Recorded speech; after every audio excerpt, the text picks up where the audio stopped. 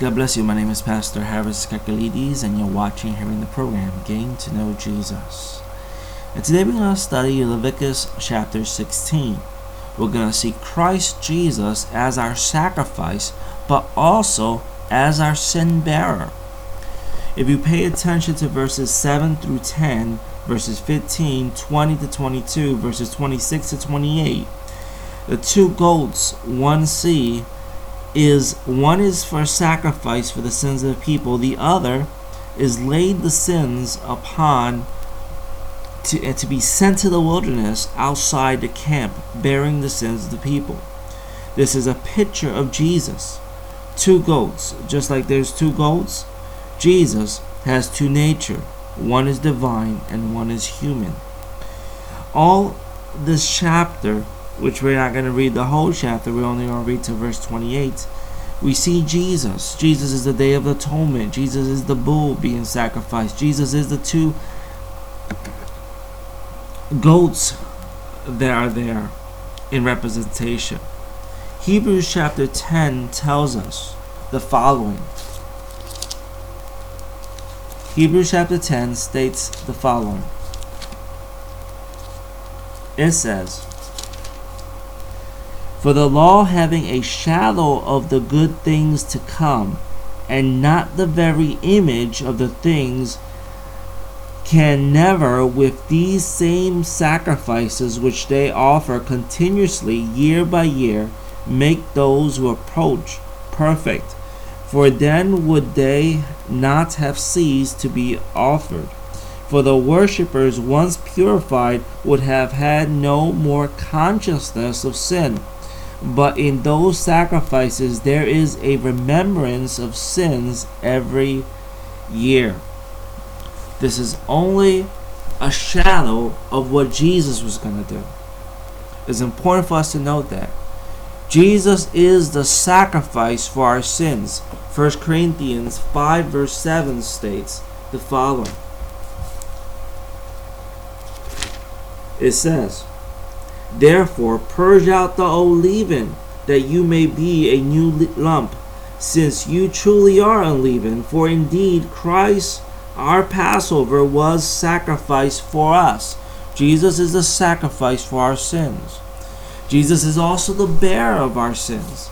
John states the following. John the Baptist said these words about Jesus in John chapter 1 verses 29.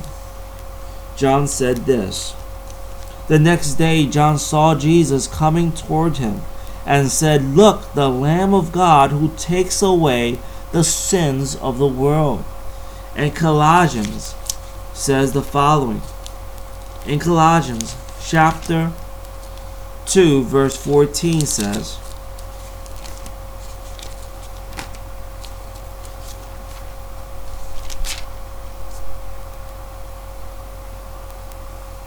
"Having wiped out the handwriting of requirements that was against us, which was contrary to us, and he has taken it out of the way, having nailed it to the cross."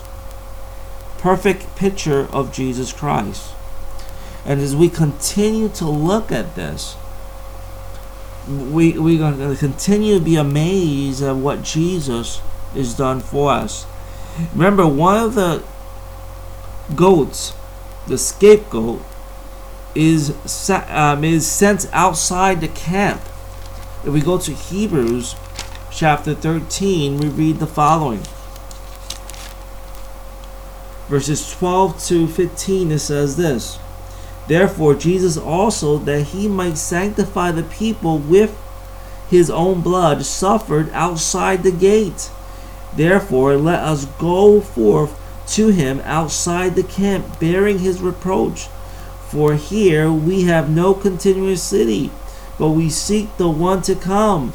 Therefore by him let us continuously offer the sacrifice of praise to God, that is the fruit of our lips, giving thanks to his name." Notice that Jesus went outside the gate, went outside of Jerusalem to get sacrificed. This is important because the scapegoat is seen outside the camp, bearing the sins of man, there. This scapegoat could not be Satan like some of the Seventh-day Adventists says. No, the scapegoat is not Satan burning in the lake of fire, but the scapegoat was Jesus bearing our sins and taking them away from the Christian believer. There's lots of things that we could see in this chapter, but let's read it and let's see Jesus. Jesus as everything to the Christian. Jesus is everything that we hold dear. Jesus is the bearer of our sins. Jesus is the sacrifice that's perfect. Jesus is our righteousness, our sanctification, says the scriptures. And with this, let's read Leviticus 16, verses 1 to 28. Leviticus chapter 16. And the Lord spake unto Moses after the death of the two sons of Aaron, when they offered before the Lord, and died. And the Lord said unto Moses, Speak unto Aaron thy brother, that he come not at all times into the holy place, within the veil before the mercy seat which is upon the ark, that he die not. For I will appear in the cloud upon the mercy seat. Thus shall Aaron come into the holy place with a young bullock for a sin offering, and a ram for a burnt offering. He shall put on the holy linen coat, and he shall have the linen breeches upon his flesh, and shall be girded with a linen girdle, and with the linen mitre shall he be attired. These are holy garments. Therefore shall he wash his flesh in water, and so put them on. And he shall take of the congregation of the children of Israel 2 kids of the goats for a sin offering, and 1 ram for a burnt offering. And Aaron shall offer his bullock of the sin offering, which is for himself, and make an atonement for himself and for his house. And he shall take the 2 goats, and present them before the Lord at the door of the tabernacle of the congregation. And Aaron shall cast lots upon the 2 goats, 1 lot for the Lord, and the other lot for the scapegoat. And Aaron shall bring the goat upon which the Lord's lot fell, and offer him for a sin offering.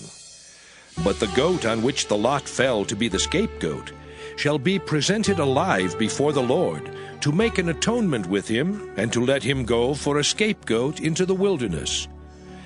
And Aaron shall bring the bullock of the sin offering, which is for himself, and shall make an atonement for himself and for his house, and shall kill the bullock of the sin offering, which is for himself.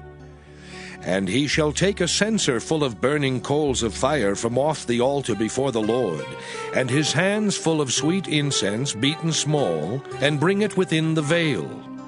And he shall put the incense upon the fire before the Lord, that the cloud of the incense may cover the mercy seat that is upon the testimony, that he die not.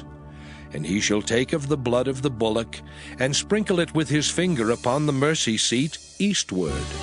And before the mercy seat shall he sprinkle of the blood with his finger 7 times. Then shall he kill the goat of the sin offering that is for the people, and bring his blood within the veil, and do with that blood as he did with the blood of the bullock, and sprinkle it upon the mercy seat, and before the mercy seat. And he shall make an atonement for the holy place, because of the uncleanness of the children of Israel, and because of their transgressions in all their sins. And so shall he do for the tabernacle of the congregation, that remaineth among them in the midst of their uncleanness. And there shall be no man in the tabernacle of the congregation when he goeth in to make an atonement in the holy place, until he come out, and have made an atonement for himself, and for his household, and for all the congregation of Israel. And he shall go out unto the altar that is before the Lord, and make an atonement for it, and shall take of the blood of the bullock and of the blood of the goat, and put it upon the horns of the altar round about. And he shall sprinkle of the blood upon it with his finger 7 times, and cleanse it, and hallow it from the uncleanness of the children of Israel. And when he hath made an end of reconciling the holy place, and the tabernacle of the congregation, and the altar, he shall bring the live goat. And Aaron shall lay both his hands upon the head of the live goat, and confess over him all the iniquities of the children of Israel, and all their transgressions in all their sins, putting them upon the head of the goat, and shall send him away by the hand of a fit man into the wilderness.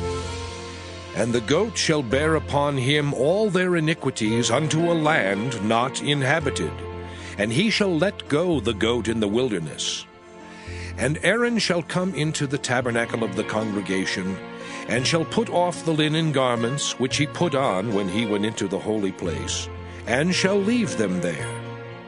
And he shall wash his flesh with water in the holy place, and put on his garments, and come forth, and offer his burnt offering, and the burnt offering of the people, and make an atonement for himself and for the people. And the fat of the sin offering shall he burn upon the altar. And he that let go the goat for the scapegoat shall wash his clothes, and bathe his flesh in water, and afterward come into the camp. And the bullock for the sin offering, and the goat for the sin offering, whose blood was brought in to make atonement in the holy place, shall one carry forth without the camp, and they shall burn in the fire their skins, and their flesh, and their dung. And he that burneth them shall wash his clothes, and bathe his flesh in water, and afterward he shall come into the camp.